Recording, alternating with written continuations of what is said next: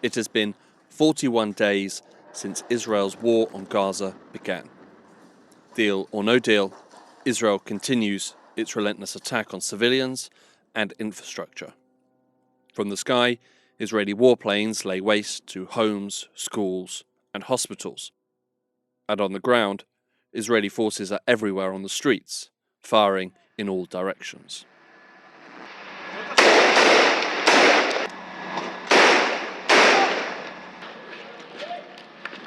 The death toll rises by the hour. Each day, the stories coming from the Gaza Strip reveal a new horror. On Wednesday, a deal to pause the fighting and to allow for the exchange of hostages was announced. Brokered by Qatar and the US, it was hailed as a diplomatic breakthrough, but it does not amount to a full ceasefire. US President Biden spoke with reporters on Tuesday, November 21st. We've been working on this intensively for weeks, as you all know. I've spoken recently about it with both the Prime Minister Netanyahu and the Emir of Qatar.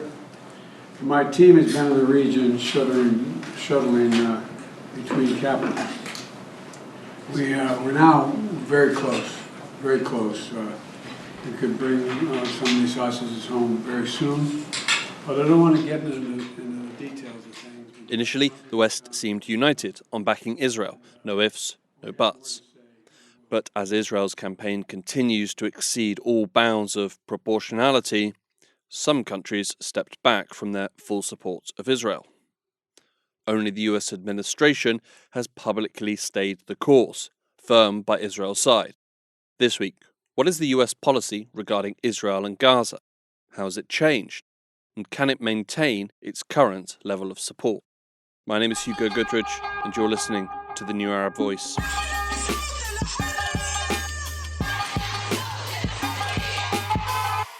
As of Tuesday, November 21st, the death toll in Gaza was reported to be at least 14,128. Around 5,800 of those killed are children. A further 6,800 are missing under rubble. At least 33,000 people have been wounded and 1.5 million forced from their homes. Even for those tasked with the job of keeping track of the violence, it's difficult to keep up. Each day brings a new catastrophe. While every innocent life lost represents a family torn apart, some horrors have stood out from others. Regular listeners might recall the explosion at the Al-Ahli hospital in Gaza City on October 17th. At the time, it was unclear who was responsible. Even today, the full facts of the case remain unknown. Such battlefield ambiguity is not the case with the Al-Shifa hospital. Israel claimed that the hospital, also in Gaza City, no longer operational due to shortages of fuel, medical supplies and medicines, was a quote-unquote Hamas command and control center. Subsequently, the Israeli army laid siege to the hospital, reportedly trapping inside 50,000 people. As the hospital director told Al Jazeera that, quote, patients are dying by the minute, victims and the wounded are also dying, even babies in incubators, end quote. The Israeli military told news outlet Haaretz that the medical facility was now considered to be a military zone. Footage from inside the hospital showed doctors performing surgeries and medical procedures, often without anesthetic, by the light of their mobile phones.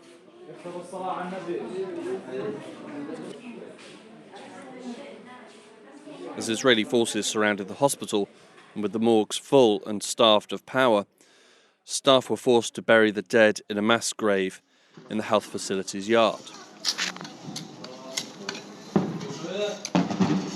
Abu Mohammed al-Sarafiti, a doctor inside, decried the nightmarish situation. Our resources in the hospital decrease by the minute, and no one else is here to help. We hold the United Nations and the whole world responsible for doing nothing for those patients and the Palestinians.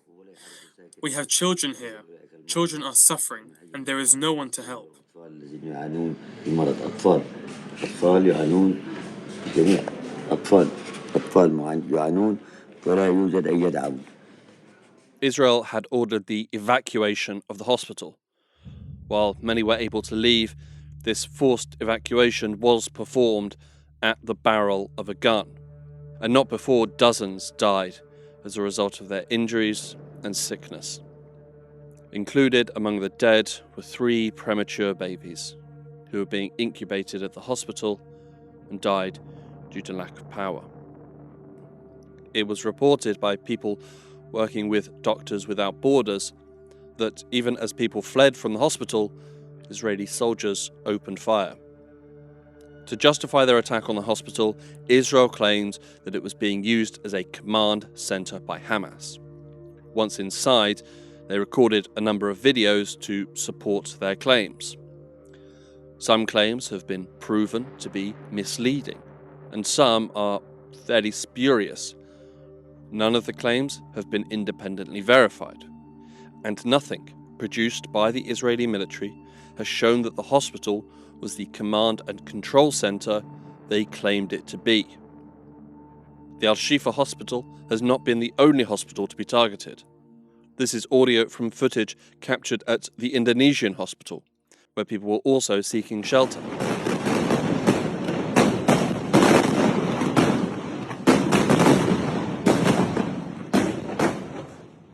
This was from the Al-Awda hospital. The Al-Rantisi hospital was not spared the onslaught either. Schools have also come under intense fire. On November 18th, at least 80 people were killed when an Israeli airstrike hit the Al-Fakora school in Jabliya, a UN school that was being used as shelter. Both the number of people who have been killed and the pace at which people are being killed is staggering. For those that survive, they're often left with nothing. As the death toll rises, so does the number of people suffering through an unprecedented humanitarian crisis, even for Gaza. Over the past month or so up until 22nd of November, around 1,500 truckloads of humanitarian supplies went into Gaza through the Egyptian border. This is Christian Benedict, the Crisis Response Manager for Amnesty International UK. Now that compares to a monthly average of around 10,000 truckloads of humanitarian and commercial commodities that were going into Gaza before the 7th of October. But let's remember as well, before this latest escalation, there was already a humanitarian crisis that civilians were suffering under in Gaza. So it was not enough before the 7th of October. It's even less so now. So it is a catastrophe, a humanitarian catastrophe. Every basic need is in short supply currently. Prior to the conflict, there was, on average, 88 litres of water per person per day to be used for all cooking, cleaning and hydration. This was short of the 100 litres per person per day that the World Health Organization say is the minimum needed for basic survival.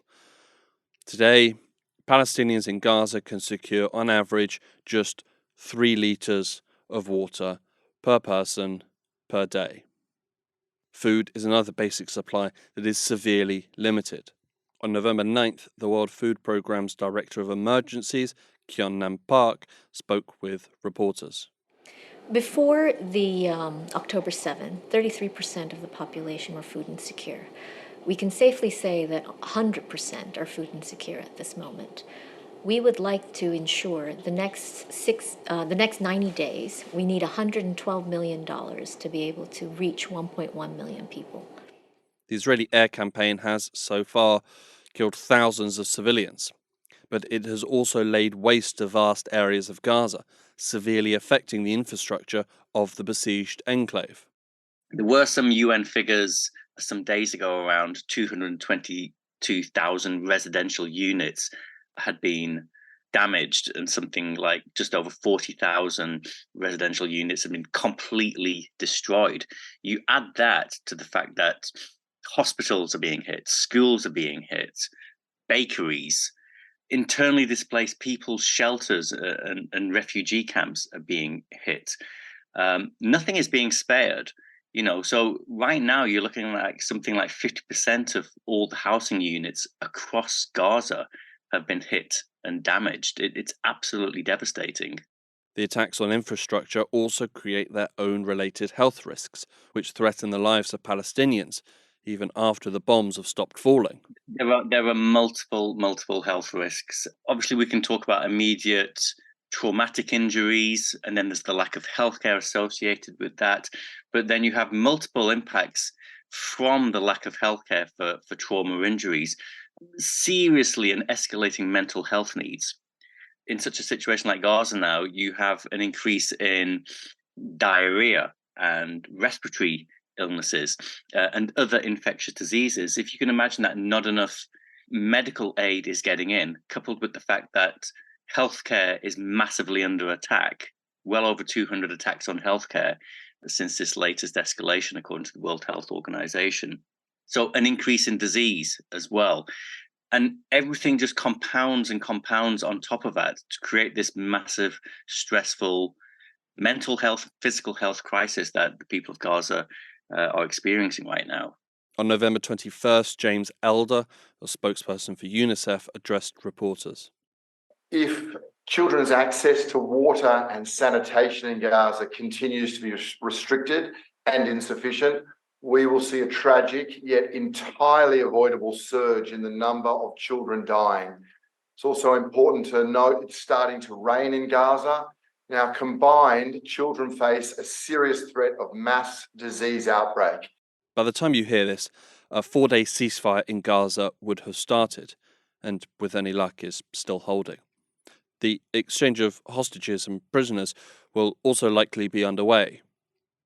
But will the relief it brings change conditions in Gaza? It's not enough. 4 days or 5 days of a pause is certainly not enough when you think about the massive humanitarian needs that people in Gaza are suffering, but also the need to repair critical infrastructure, hospitals, for instance, the water network, the electricity network, desalination plants, all of these elements of critical infrastructure that maintain the ability to live in Gaza have been destroyed or damaged. That takes longer than 4 or 5 days. You need the certainty. Aid workers, engineers, people involved in logistics need the certainty of a longer time period to do effective planning, assessments, early recovery, repair work. You need longer, and that's why, for instance, us at Amnesty International, we are calling for that full negotiated ceasefire by all parties. But the problem is there's this anxiety that the fighting will just continue in 4 or 5 days after that pause. And, the Israeli authorities have been very clear in saying quite publicly that we will continue with our mission to eliminate Hamas. It's a very vague mission. It's not very clear what it means, but if it's how they've been operating since the 7th of October, it's massive bombardments and attacks on the civilian population. It's collective punishment. It's war crimes and crimes against humanity. Following the horrors of the Hamas attack on October 7th, Israel declared its goal was to eliminate Hamas. Israel clearly demonstrated how it planned to go about this elimination very soon after October 7th. At the earliest opportunity, the US announced its full support for Israel and their mission. On October 7th, US President Joe Biden said this. In this moment of tragedy, I want to say to them and to the world and to terrorists everywhere that the United States stands with Israel. We will not ever fail to have their back. Complete US support was perhaps entirely predictable, unlike the initial Hamas attack, which has very much turned US Middle East policy on its head. I think that the administration would have very much preferred that this conflict didn't happen in the first place. This is Charles Dunn, adjunct professor at the Elliott School for International Studies at George Washington University and also non-resident scholar at the Arab Center, Washington, D.C. They felt themselves on track for a fairly smooth Middle East policy, which would involve disengaging from the Palestinian issue altogether by means of building up relations between the Arab states and Israel through the Abraham Accords. And that was the whole strategy, politically and militarily, and even economically. The Hamas terrorist attack on October 7th really upset that whole plan, and the administration was left to improvise. The US has been looking for a way out of the Middle East for years.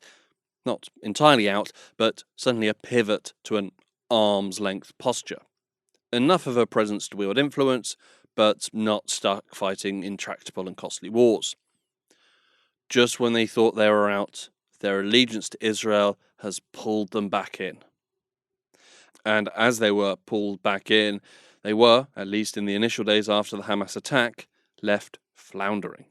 The Biden administration was clearly surprised by the ferocity, the extent, and the success of the Hamas attack on October 7th. And I think they were equally surprised by the Israeli response, the extent to which Israel went into Gaza, and especially the extent to which Israel was, to be honest, fairly indiscriminate with its military engagement in heavily civilian areas.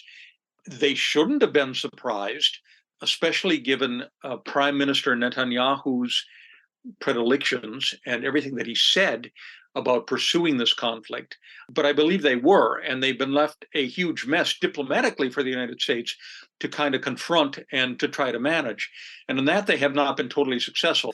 I think they are beginning to sort out the elements of a more detailed and helpful response to the whole thing.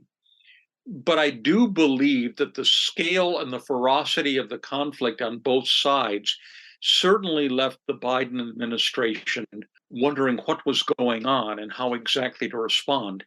And when they did respond, it appears to have been misjudged.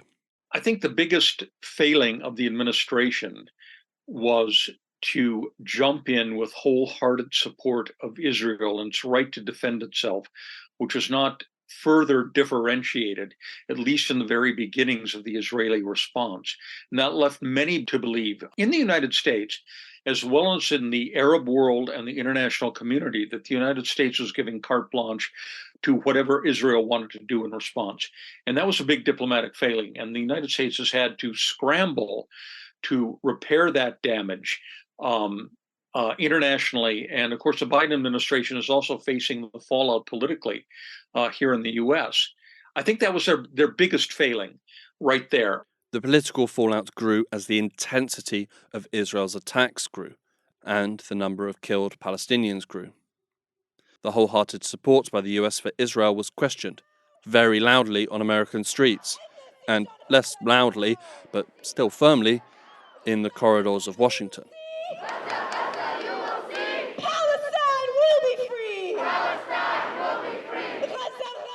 This was one protester in Boston. I think it hurts. It's a little hypocritical what America is doing to the Palestinians every day.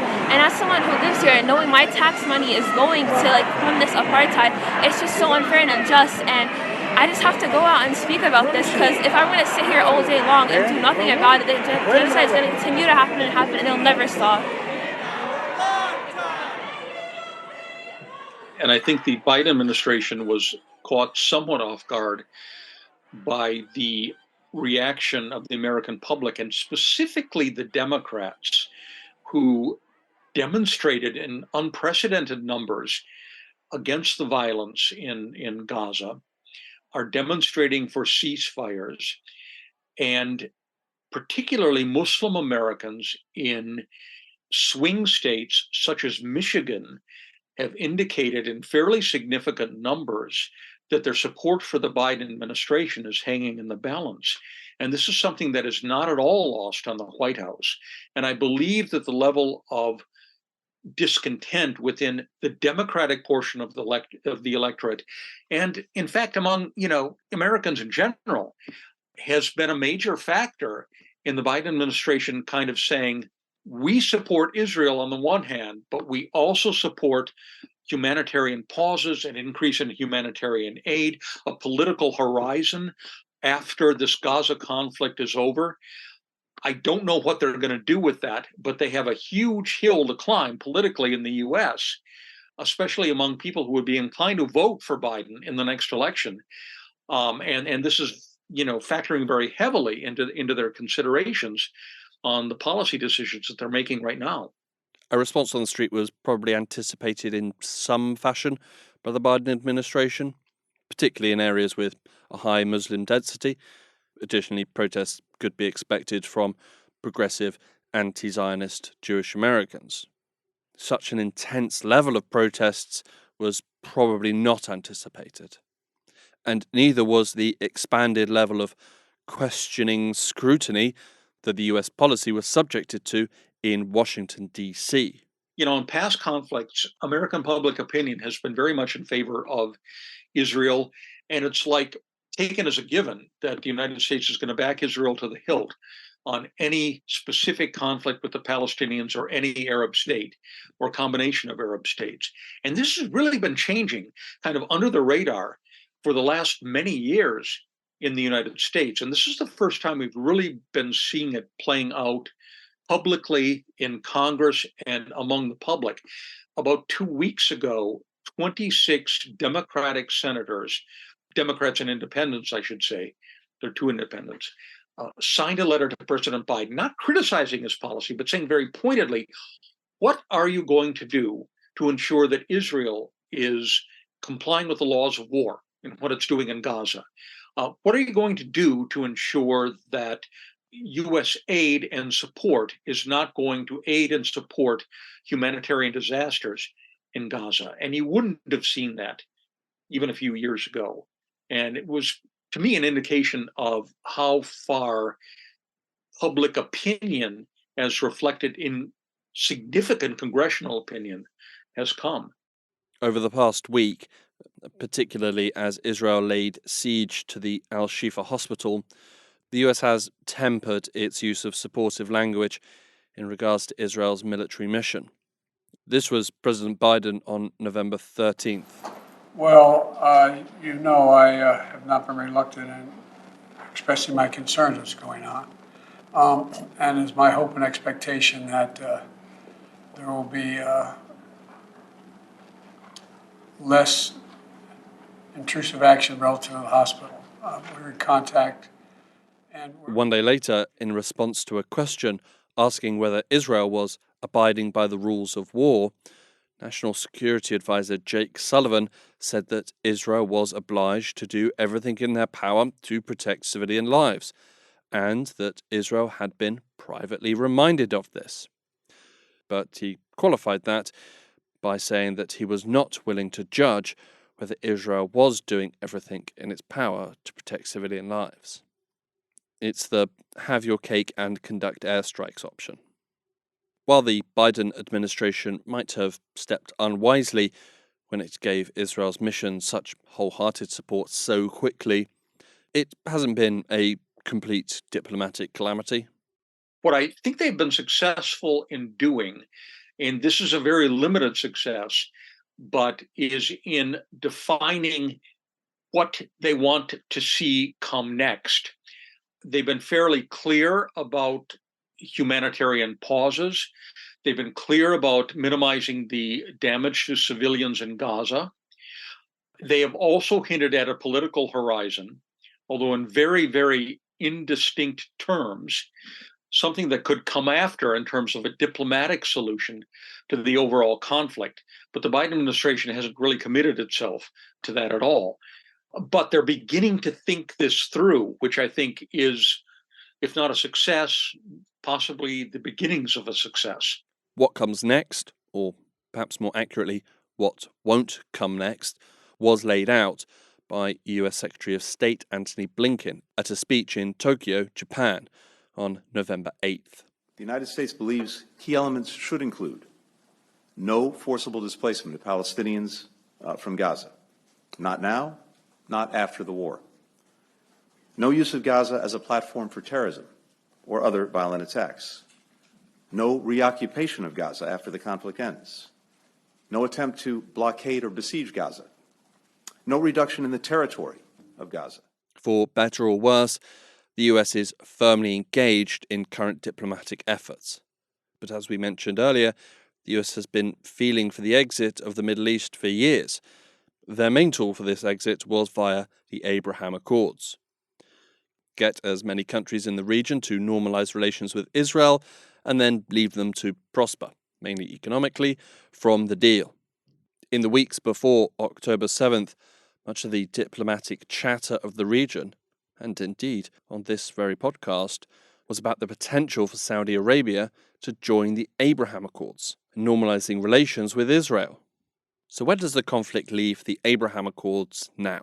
No, the United States has not given up on the Abraham Accords. I think the United States administration, the Biden administration, still believes it to be absolutely central to achieving a peaceful and stable Middle East. Certainly the whole progress of the Abraham Accords and expanding the circle of peace has been set back by the current events in Gaza. And a lot of Arab countries, including those who've already previous to the Abraham Accords, have made peace with Israel, are keeping their distance. But none of this changes the essential political calculus of all of the Arab regimes who are involved in this, which is that peace with Israel is good for us economically, it's good for us in security terms, and most important, it's good for us in terms of relations with the United States. The conflict in Gaza could represent a concession-squeezing opportunity for the likes of Saudi Arabia. While, for example, Saudi Arabia has taken a leadership role in opposition to what's going on in Gaza, calling for a ceasefire, inviting the Iranian president, Ibrahim Raisi, to a summit in Riyadh to condemn the Israeli attacks in Gaza. They still have in mind that peace with Israel is going to benefit them in a very essential way, especially if they can, for example, get the United States to agree to help them with their civilian nuclear program, which is something the US has been a little cagey about. They don't really want to do that, but under the circumstances, it might paradoxically make it more possible for the United States administration to agree to helping the Saudis with this as a way of repairing, the breach in interstate relations in the Middle East and get the U.S. Middle East policy back on track. So I think that is going to be a real consideration going forward.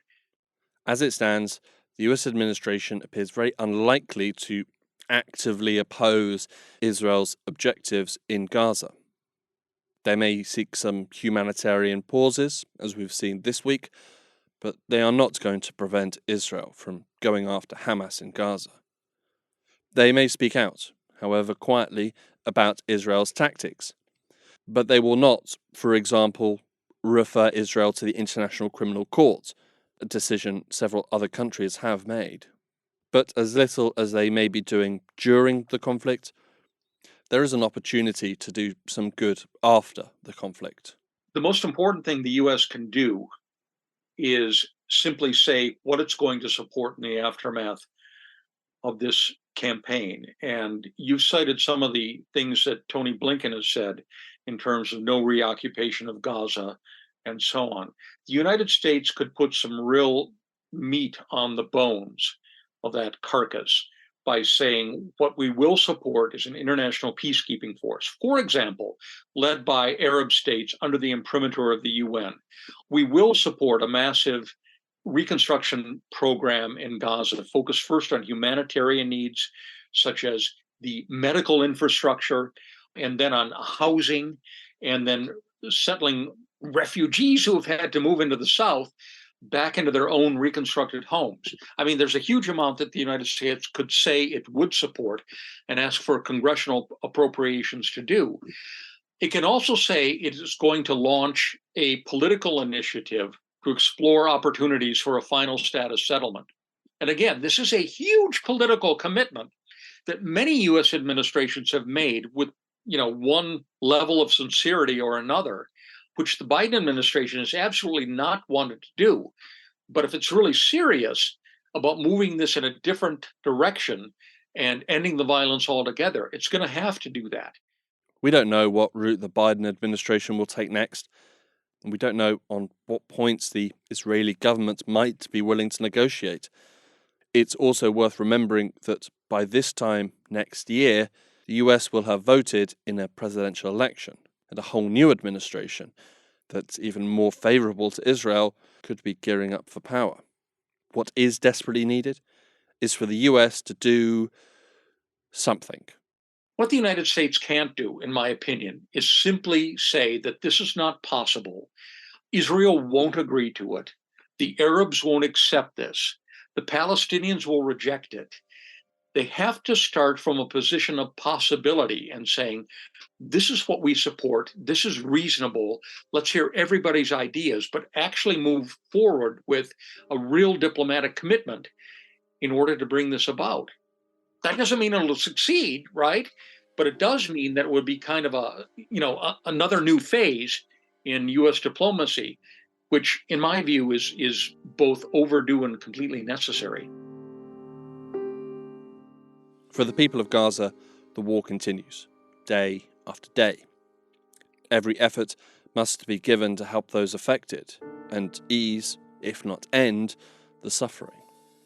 This means ceasefires, not pauses.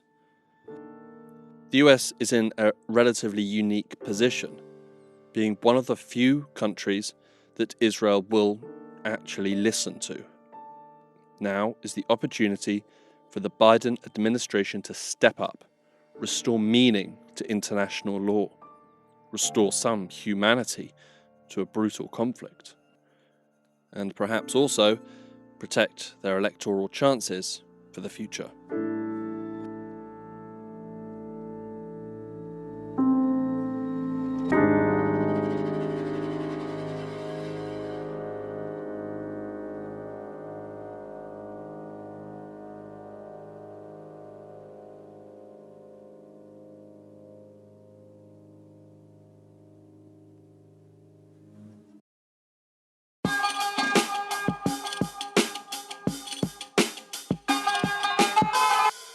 This episode of The New Arab Voice was written and produced by me, Hugo Goodridge. Our theme music was by Omar El Phil. The New Arab Voice will be back next week. Until then, you can find all our previous episodes on all major podcast platforms. You can also check out our Instagram page and Twitter account, both at The New Arab Voice, for additional content. We also have a weekly newsletter which you can sign up for. Find the link in the show notes. You can subscribe to the podcast so you never miss an episode, and you can also rate and review, which helps us spread the word. Don't forget to follow The New Arab on Facebook, Twitter and Instagram for all the latest news, analysis and opinion from the region.